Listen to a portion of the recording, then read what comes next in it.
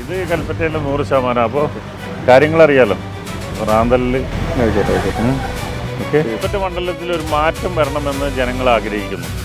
ആ മാറ്റം കൊണ്ടുവരാൻ എനിക്ക് കഴിയുമെന്ന് അവർ വിശ്വസിക്കും. ഇല്ല, ജനങ്ങളോട് പറയാനുള്ളത് ഈ ഉത്തരവാദിത്തം ഏൽപ്പിച്ചു കഴിഞ്ഞാൽ ജനങ്ങളിൽ ഒരാളായി നിന്നുകൊണ്ട് അവരെ കൂടെ നിന്ന് അവർക്ക് വേണ്ട വികസനങ്ങൾ ചെയ്യും.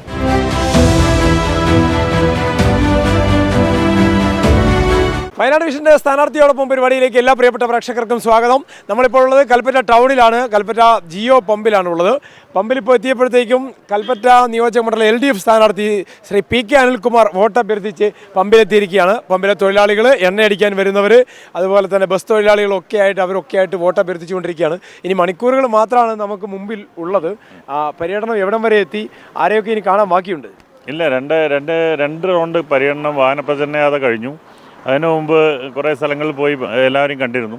ഇപ്പോൾ വീണ്ടും ഞാൻ ഒറ്റയ്ക്കാണിപ്പോൾ ഒറ്റയ്ക്ക് പോയിട്ടുള്ള കാര്യങ്ങളാണ്. അതത് പ്രദേശത്തുള്ള സഹപ്രവർത്തകരെയും കൂട്ടി ഇതുപോലെ എല്ലാവരും കണ്ടുകൊണ്ടിരിക്കുകയാണ്. പേഴ്സണലായിട്ട് സംസാരിക്കുന്നു. രാഷ്ട്രീയവും വികസനവും വേറൊരു ചർച്ചയുമില്ല. രാഷ്ട്രീയവും വികസനവും ആ വ്യക്തിപരമായ ഒരു ചർച്ച എവിടെയില്ല. രാഷ്ട്രീയം വികസനം മാത്രം പറഞ്ഞുകൊണ്ടാണ് തെരഞ്ഞെടുപ്പിനെ നേരിടുന്നത്. ജനങ്ങളിൽ നിന്ന് കിട്ടുന്ന പ്രതികരണം നിങ്ങൾ കണ്ടല്ലോ, വളരെ നല്ല പ്രതികരണമാണ്. ആളുകൾ എന്തൊക്കെയാണ് ഈ കൽപ്പറ്റ മണ്ഡലത്തെക്കുറിച്ച് ഒരു പ്രതീക്ഷ പറയുന്നത്? അല്ല, കൽപ്പറ്റ മണ്ഡലത്തിൽ ഒരു മാറ്റം വരണമെന്ന് ജനങ്ങൾ ആഗ്രഹിക്കുന്നു. ആ മാറ്റം കൊണ്ടുവരാൻ എനിക്ക് കഴിയുമെന്ന് അവർ വിശ്വസിക്കുന്നു. അവിടെ കുറച്ച് വോട്ടർമാരുണ്ട്. അതായത് നമ്മളിപ്പം കൽപ്പറ്റയിൽ ജില്ലാ പഞ്ചായത്ത് മെമ്പറായി, ബ്ലോക്ക് പഞ്ചായത്ത് പ്രസിഡൻ്റായി ഒക്കെ കുറേയേറത്തെ പ്രവർത്തന പരിചയമുണ്ടല്ലോ. ആ കാര്യങ്ങൾ കൊണ്ടൊക്കെ ഇനിയും ഇവിടെ ഒട്ടേറെ പ്രവർത്തനങ്ങൾ നടപ്പിലാക്കണമെന്ന് ആഗ്രഹമുണ്ടോ? ബ്ലോക്ക് പഞ്ചായത്ത് പ്രസിഡൻ്റായപ്പോൾ ഇന്ത്യയിലെ ഏറ്റവും നല്ല ബ്ലോക്ക് പഞ്ചായത്ത് പ്രസിഡന്റ് എന്നുള്ള എനിക്ക് അവാർഡ് വാങ്ങുമ്പോൾ ഇവിടെ ഞാൻ കുറേ പദ്ധതി IWMP പറഞ്ഞൊരു സ്കീം നടപ്പിലാക്കിയിരുന്നു. അതായത് ഇവിടുത്തെ ജലസംരക്ഷണം, അതുപോലെ ജലത്തിൻ്റെ ക്വാളിറ്റി പരിശോധിക്കുക, ചെക്ക് ഡാംസ് ഉണ്ടാക്കുക, അങ്ങനെയുള്ളതന്നെ അതിനാണ് അന്ന് അവാർഡ് കിട്ടിയത്. അപ്പോൾ അങ്ങനെ നിരവധി, അതുപോലെ ഇനിയും കുറേ അതായത് വയനാടിൻ്റെ ഒരു കൾച്ചറിനനുസരിച്ച വികസനം, അതായത് വയനാടിനെ മാറ്റി, കാലാവസ്ഥ മാറ്റി മലപ്പുറത്ത് വികസനം വയനാട്ടിൽ കൊണ്ടുവരിക എന്നുള്ളതല്ല, വയനാടിന് പറ്റിയ വികസനം കൊണ്ടുവരിക എന്നുള്ളതാണ്. ഒരു സ്ഥാനാർത്ഥിയാണ്. നിങ്ങൾക്ക് എവിടെ വോട്ട്?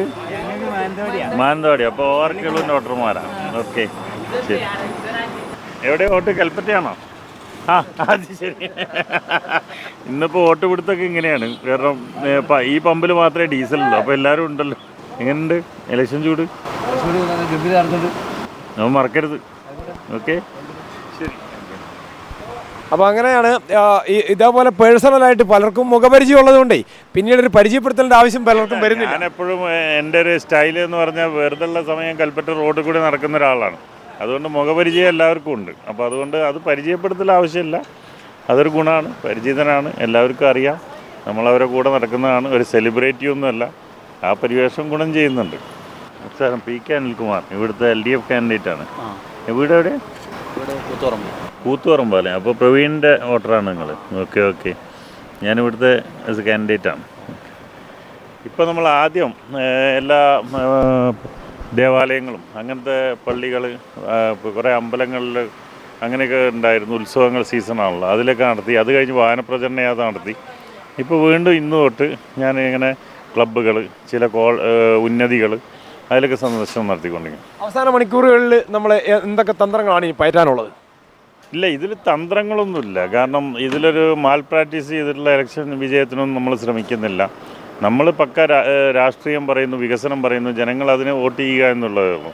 വേറെ ഇതിൽ കുതന്ത്രങ്ങളോ തന്ത്രങ്ങളോ ഒന്നും അങ്ങനെ. ഞാൻ ഉദ്ദേശിച്ചത് കുറേ ഇലക്ഷനിൽ അണിയറയിൽ നിന്ന് പ്രവർത്തിച്ചിട്ടുണ്ട്, മുൻപന്തിയിൽ നിന്ന് പ്രവർത്തിച്ചിട്ടുണ്ട്, സ്ഥാനാർത്ഥിയായും ജനപ്രതിനിധിയായും ഒക്കെ ഉണ്ടല്ലോ. ആ ഒരു പരിശീലനം അല്ലെങ്കിൽ ആ ഒരു എക്സ്പീരിയൻസ് എങ്ങനെയാണ് ഉപയോഗിക്കുന്നത് ഈ തെരഞ്ഞെടുപ്പിൽ? ഇലക്ഷൻ മാനേജിങ് ആണ്. ഇപ്പോൾ ഇലക്ഷൻ പ്രചരണം മാത്രം നടത്തിയിട്ട് കാര്യമില്ല, ഇലക്ഷൻ മാനേജിങ് ഉണ്ട്. അപ്പോൾ അതിൽ ഇപ്രാവശ്യത്തെ ഇലക്ഷൻ്റെ പ്രത്യേകത വളരെ കുറച്ച് ടൈമാണ് കിട്ടിയിട്ടുള്ളത്. അപ്പോൾ അതുകൊണ്ട് തന്നെ ഇതൊരു ഡിഫറെൻ്റ് എക്സ്പീരിയൻസ് ആയിരുന്നു. മറ്റ് ഇലക്ഷനിലൊക്കെ കണ്ടുപോകാൻ സമയം കിട്ടിയിരുന്നു. അപ്പോൾ അതുകൊണ്ട് പലവരുമായിട്ട് ഇലക്ഷൻ്റെ കൂടെ നടന്ന എക്സ്പീരിയൻസും, ഇപ്പോൾ പഴയ കാലത്തുള്ള നേതാക്കളുടെ കൂടെയൊക്കെ ഇലക്ഷൻ പ്രചരണം നടത്തിയിട്ടുണ്ട്. ശ്രേയംസ് കുമാറിൻ്റെ കൂടെ പ്രചരണം നടത്തിയിട്ടുണ്ട്. അപ്പോൾ അതിൻ്റെയൊക്കെ എക്സ്പീരിയൻസ്. പിന്നെ ഞാൻ മത്സരിച്ച ഇലക്ഷൻ, അതിൽ എൻ്റെ തോമാട്ടിയാൽ ജില്ലാ പഞ്ചായത്ത് ഇലക്ഷൻ പ്രചരണം എന്ന് പറഞ്ഞാൽ വലിയ റിസ്ക് പിടിച്ച പ്രചരണമാണ്. അതിൻ്റെയൊക്കെ എക്സ്പീരിയൻസ് കൂടെ ഉപയോഗമാവുന്നുണ്ട്. ഏതായാലും കുറച്ച് വോട്ടർമാരും കൂടെ ഉണ്ട്, കാരണം അവരെയും കൂടെ കാണാം. കാരണം നമ്മൾ സംസാരിച്ച് നിൽക്കുമ്പോൾ വോട്ടർമാർ നഷ്ടമാവരുത്, സ്ഥാനാർത്ഥിയെ സംബന്ധിച്ച് ആ വലിയൊരു നഷ്ടമാണ്. അപ്പം അവരെ കൂടി പരിചയപ്പെടുകയാണ്. ഇങ്ങനെ ഓരോരുത്തരെ പരിചയപ്പെട്ട്. കൽപ്പറ്റയിലെ LDF സ്ഥാനാർത്ഥിയാണ്.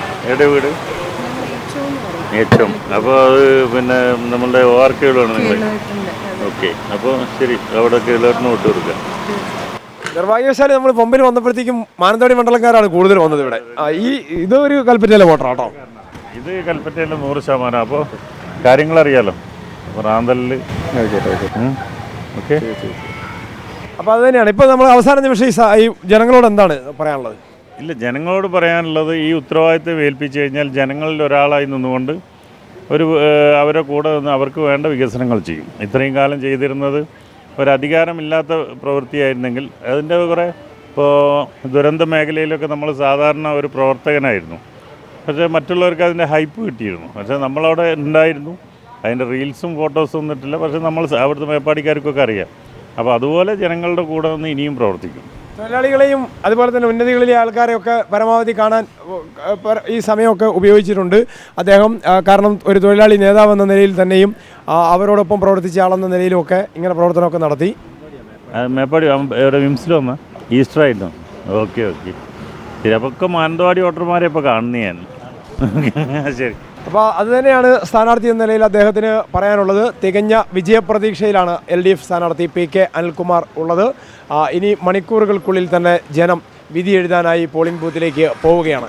വൈശാഖിനൊപ്പം CB ഷിബു, വയനാട് വിഷൻ, കൽപ്പറ്റ.